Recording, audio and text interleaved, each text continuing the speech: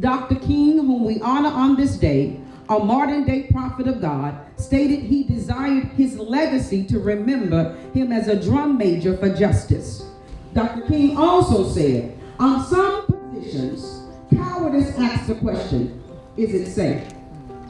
Expediency asks the question, is it politically correct? And vanity comes along and asks the question, is it popular? But conscience asks the question, is it right?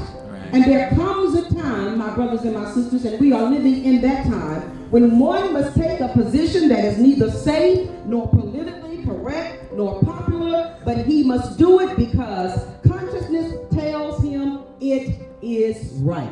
Amen. Amen. Let us pray. My mother was born in New Orleans. My father was born in St. Martinsville. They moved to Galveston in 1937 because Galveston was a place where African Americans could make a better living because of the wharf. The wharf paid more than the average job that African Americans could get in 1937, and my father began to work as a longshoreman. Pre-Ike, you actually wouldn't have known that Galveston had a racial problem. You've heard of the glass ceiling? Well, every time you get to the place where you can touch the glass ceiling, they raise it up. If there was a level playing field that couldn't be moved, and there were rules, you could say everybody was even. But we didn't start off even.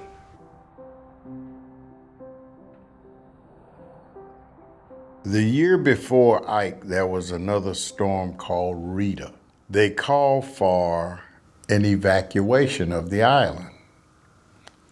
Rita didn't hit Galveston.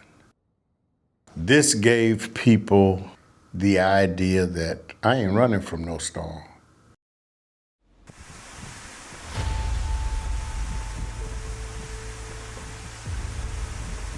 Ike brought a powerful storm surge all along the southeast Texas coast and parts of Louisiana. Aerial footage of Galveston shows widespread damage to coastal homes. Hurricane Ike is coming on land, and it is not holding back. The worst of it is occurring for us right now. But Adam and Rich, we're thinking here that soon we're going to see some calmer conditions with that eye moving in, so we're keeping our fingers crossed for that.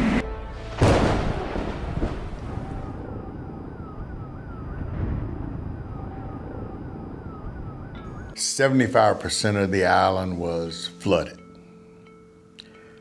My house sits 3 feet up off of the ground. I got probably a foot, almost a foot of water inside my house.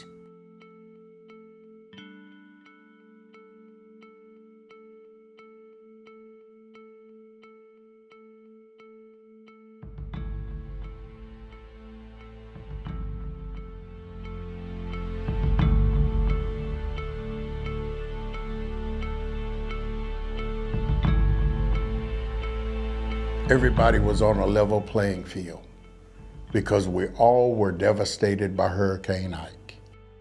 And everybody was in the same boat because it didn't make any difference how much money you had.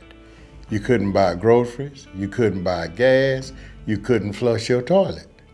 So we all were even on this island. But as things begin to change to bring you back to a whole, we didn't move. They continued to become whole. There are still African Americans who haven't had their homes repaired. My dream for the future of our world and its people is for people to realize that there is one race, the human race. In order to achieve that goal, there must be a focus on cultural awareness.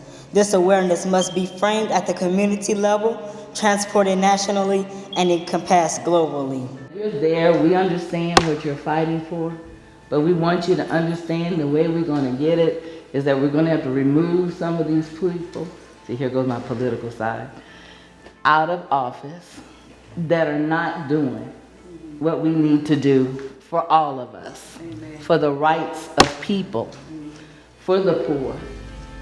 A society cannot exist without justice. A society without justice is one that is participating in its own devastation and eventually its own annihilation. Justice is a core, foundational, essential to the survival of our moral civilization. Dr. King said, human progress is neither automatic nor inevitable. Every step toward the goal of justice requires sacrifice, suffering, and struggle. The tireless exertions and passionate concern of dedicated individuals. When the glory comes, it will be ours, it will be ours. Oh, one day, when the